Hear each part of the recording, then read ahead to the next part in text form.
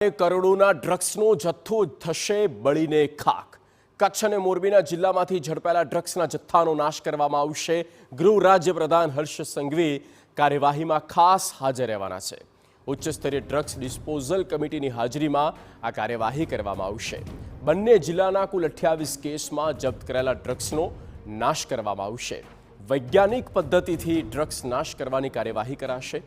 NDPS કેસમાં જપ્ત કરેલો 391 કિલોથી વધુનો જથ્થો નાશ થઈ જશે। 8,986 લીટર માદક પદાર્થનો નાશ કરવામાં આવશે।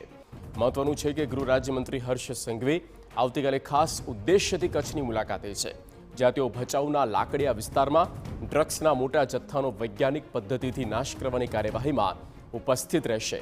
આ કાર્યવાહીમાં કચ્છ અને મોરબી જિલ્લાના એનડીપીએસના 28 ગુનામાં ઝડપાયેલા ડ્રગ્સના જથ્થાનો નાશ કરવામાં આવશે। નામદાર કોર્ટમાંથી ડ્રગ્સના નાશ માટે મંજૂરી મેળવ્યા બાદ રાજ્યકક્ષાની ઉચ્ચ સ્તરીય ડ્રગ્સ ડિસ્પોઝલ કમિટી અને બંને જિલ્લાની સ્થાનિક ડ્રગ્સ ડિસ્પોઝલ કમિટી દ્વારા કાર્યવાહી હાથ ધરાશે।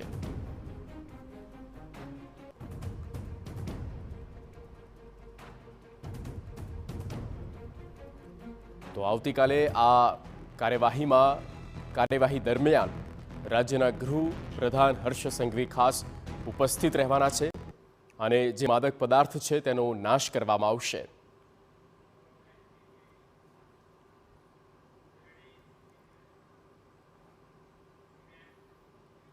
ગુજરાત એટીએસને